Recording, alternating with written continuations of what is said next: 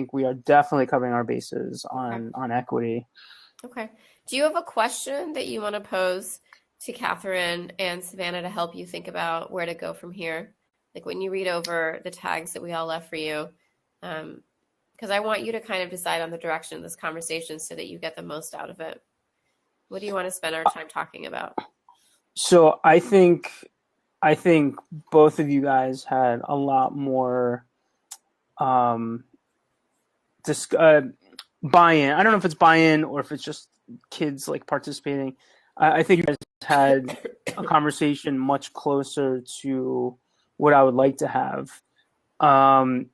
Did you guys have these kids before? Is it because you have small numbers? Like, why do you think you guys were able to sustain pretty good conversations so early in the school year?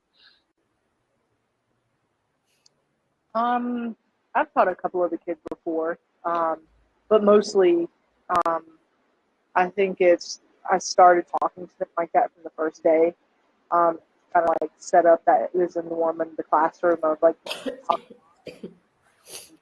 and I think that, I don't know, maybe I just have always been like kids. I always like feel like I'm an approachable person. Does that make sense? Like I'm not saying that you're unapproachable. I'm not saying that at all. But like, you know how some kids are just, like, they just tell me too much. Like, so I think that might have something to do with it. Just or they've heard like, oh, she's nice. You know, they're like, oh, yeah. You know what I mean?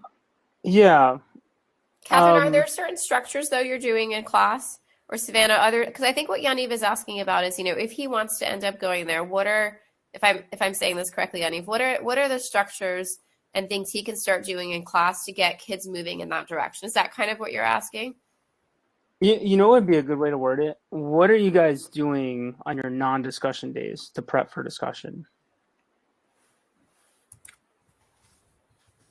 I mean, I think that, so like, I